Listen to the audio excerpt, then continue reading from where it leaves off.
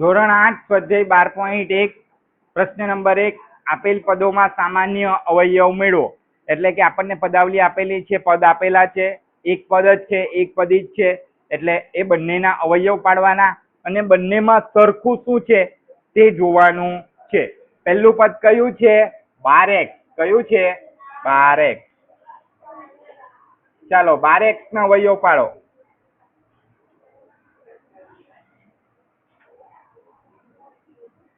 x ના અવયવ પાડો, ફટાફટ પાડો. ચાલો 12x. ચાલો 12 કયા કયા ઘડિયામાં આવે બોલો? 12 કયા ઘડિયામાં આવે? હા ચાલ બોલ સોહમ. 2 2 6 12. 2 6 12. સરસ. આ x સાઈડ પર લખો, પાછો x એની સાથે ગુણવાનો છે ને. હજુ અવયવ પડશે? કોના અવયવ પડશે? નહીં, આ બે તો અવિભાજ્ય સંખ્યા આવી ગઈ ને. હવે 6 ના અવયવ પાડવાના ને હજુ. બોલ મેં 6 ના અવયવ. 6 દુ 12 નહીં, આપણે 6 કયા હે? હા 6 ના અવયવ પાડવાના.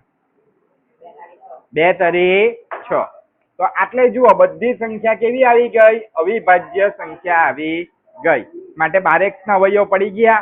2 2 વાર 4, 4 તરી 12, 12x થઈ ગયું ને. હવે એ જ રીતે 36 ના અવયવ પાડો. ચાલો પહેલા વિચારો 36 કયા ઘડિયામાં આવશે? ચાલો જલ્દી. હા બોલો. ક્યારે? 12 ના ઘડિયામાં. સરસ. 12 તરી 36. 12 તરી 36. x કઈ નથી આટલે, એટલે ખાલી 12 તરી 36. હજુ 12 ના અવયવ પડશે ને. કયા પડશે 12 ના અવયવ?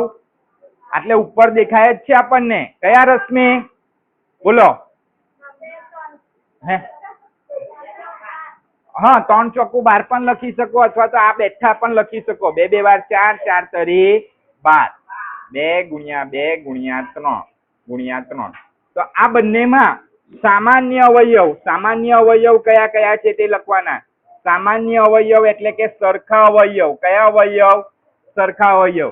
તો તમને સરખું શું શું દેખાય છે? આ બે સરખા છે, પાછા આ બે સરખા છે,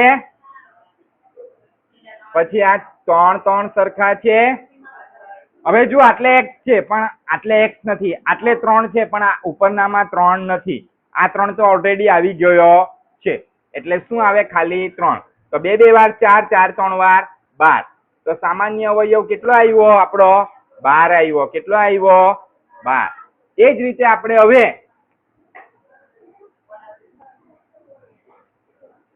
ધ્યાન આપજો. 2y ના અવયવ તો તમને ખબર જ છે. 2 કેવી સંખ્યા છે? અવિભાજ્ય સંખ્યા છે. માટે 2 ના અવયવ શું આવશે? 2 ગુણ્યા y.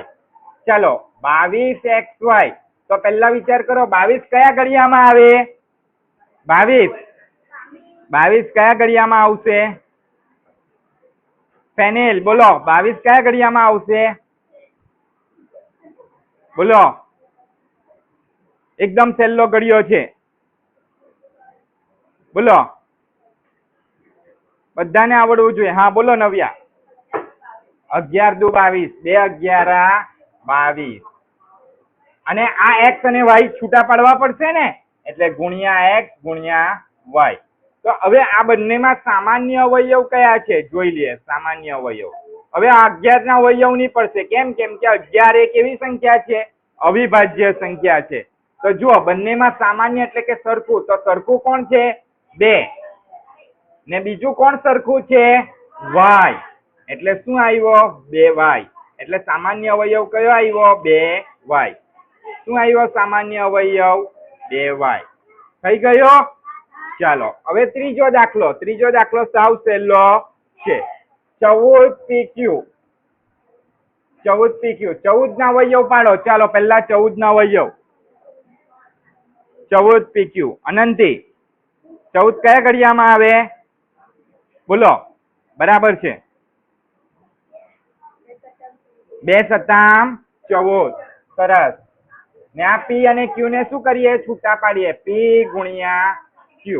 હવે જુઓ 2 પણ અવિભાજ્ય સંખ્યા છે, અને 7 પણ અવિભાજ્ય સંખ્યા છે, માટે હવે અવયવ પાડવાની જરૂર નથી.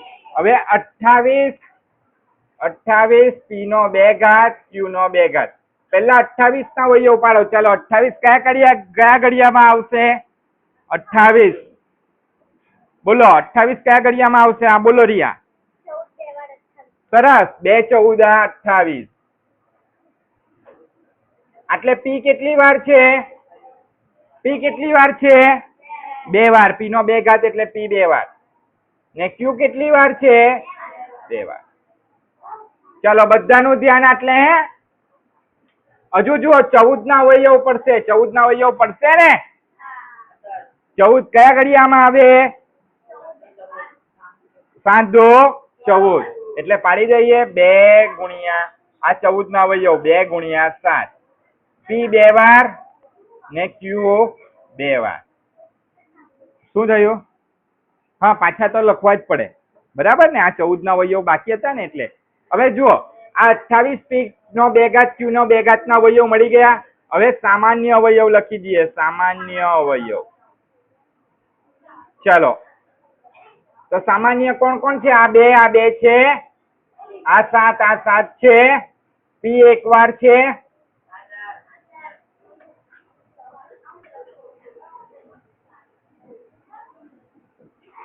p 1 વાર છે ને q 1 વાર છે. થઈ ગયું? ચાલો, તો શું આવ્યો સામાન્ય અવયવ?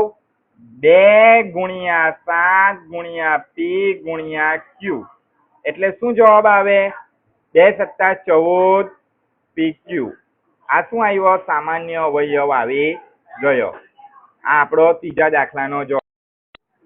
ધોરણ 8 સ્વાધ્યાય 12.1 પ્રશ્ન નંબર 1 નો ચોથો દાખલો શું કહેવા માંગે છે? 2x 3x નો 2 ઘાત અને 4 માં સામાન્ય અવયવ લખો. હવે ધ્યાન આપજો, પહેલા આપણે અવયવ પાડીશું 2x ના. તો તમને બધાને 2x ના અવયવ આવડે. 2 ગુણ્યા x, કેમ કે 2 એ અવિભાજ્ય સંખ્યા છે એટલે એના કોઈ અવયવ પડે નહીં. બધાનું ધ્યાન. એટલે પછી આવે છે 3x નો 2 ઘાત. તો 3 પણ અવિભાજ્ય સંખ્યા છે એટલે એના પણ અવયવ નહીં પડે. x એટલે કેટલી વાર છે? 2 વાર. ને 4, તો 4 ના અવયવ પડશે. 2 2 4. તો હવે આનો આપણે શું લખવાનો છે? સામાન્ય અવયવ લખવાનો છે. તો આ બંનેમાં સામાન્ય શું છે તે જુઓ. 3 માં બંને નહીં, 2 નથી એટલે 3 પદ છે. જુઓ, પહેલામાં 2 છે, બીજામાં 2 છે નથી એટલે નહીં આવે. પહેલામાં x છે, બીજામાં x છે, ત્રીજામાં છે નથી. 3 માં કોઈ પદ સરખું નથી. તો આપણે સામાન્ય અવયવ શું સમજવાનો? તો આ દરેક સંખ્યા એકના ઘડિયામાં આવવાની છે, માટે આનો સામાન્ય અવયવ કેટલો થાય? 1. કેટલો થાય? 1. આવું કોઈ પણ સામાન્ય નહીં હોય ત્યારે કેટલો લખી દેવાનો? 1. ખ્યાલ આવે છે? ચાલો હવે ચોથો દાખલો ધ્યાન આપજો. સોરી, ચોથો નહીં, 5મો દાખલો. કયો દાખલો? 5મો. નંબર આપી દઈએ આપણે. આમાં રોમન અંકમાં નંબર આપેલા છે, આપણે આપણા અંકમાં પણ આપી દઈએ. ચાલો પહેલા કોના અવયવ પાડીશું? 6 a b c. તો 6 કોના ઘડિયામાં આવે? તો 6 એ 2 ના ઘડિયામાં આવે. 2 તરી 6. 2 તરી 6.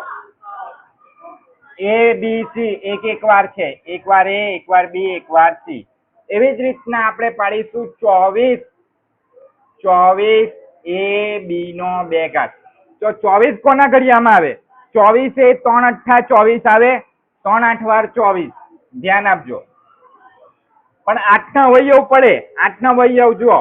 2 2 વાર 4, 4 2 8. તો 2 2 વાર 4, 4 2 8, 8 તરી 24. થઈ ગયા? 24 ના અવયવ જુઓ. 2 2 4, 4 2 8, 8 તરી 24.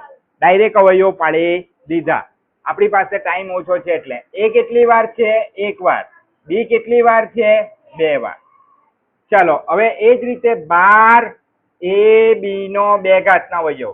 તો 12 એ કયા ઘડિયામાં આવે? તો 6 2 12. પણ 6 ના અવયવ પડે. 2 તરી 6. એટલે આપણે જુઓ 2 2 વાર 4, 4 તરી 12. 12 ના અવયવ પડી ગયા. દેખાય છે? આ 24 ના અવયવ હતા, આ 12 ના અવયવ. એ કેટલી વાર છે? એક વાર. બી કેટલી વાર છે? બે વાર. હવે આ બધાનો સામાન્ય અવયવ 3 એ 3 માં હોય તેવો. તો ચાલો શોધીએ સામાન્ય અવયવ. તો જુઓ બે આમાં છે તો બે આટલે પણ છે, આટલે પણ છે. 3 એ 3 માં બે છે, એક વાર લખી દીધો. હવે જુઓ 3 આટલે છે, આટલે પણ 3 છે, આટલે પણ 3 છે, માટે કેટલો આવ્યો? 3. ચાલો થઈ ગયું. જુઓ આ બે બધામાં છે, દેખાય છે ને, આ 3 3 બધામાં છે ને, એટલે 2 ગુણ્યા 3. હવે જુઓ બે આટલે છે પણ આટલે પણ છે, પણ પહેલામાં નથી એટલે નહીં લખાય. ખબર પડી ગઈ ને? એક વાર આવી જાય પછી બીજી વાર આવે તો જ લખાય, પણ બીજી વાર નહીં આવે તો નહીં લખાય. ચલો એ આટલે છે, જુઓ એ આટલે છે પણ ત્રીજામાં છે, હા છે, તો એ લખી શકીએ. બી છે, હા બી પણ 3 એ 3 માં છે, બરાબર. જો હવે આ બંનેમાં બી છે પાછો, પણ એને લખાય નહીં કેમ કે ત્રીજા પહેલામાં નથી, સી છે. એટલે બસ આટલું જ થઈ ગયું. તો આને ગુણી નાખો બધાને. 2 3 વાર 6 એ બી. તો આનો સામાન્ય અવયવ કયો મળ્યો આપણને? 6 એ બી. આપણો કયો દાખલો થઈ ગયો? પહેલો, બીજો થઈ ગયો. હવે આપણે સોરી ચોથો પાંચમો થઈ ગયો. હવે છઠ્ઠાનો જુઓ. છઠ્ઠામાં પહેલું છે 16x નો 3 ઘાત. ધ્યાન આપજો દરેક જણ. 16x નો 3 ઘાત બધાનું ધ્યાન. એટલે 16 ના અવયવ પાડીશું. 2 દુ 4, 4 દુ 8, 8 દુ 16. થઈ ગયા 16 ના અવયવ. ચાલો x કેટલી વાર છે? 2 વાર છે? 3 વાર છે. x નો 3 ઘાત એટલે -4x નો કેટલો ઘાત છે? 2.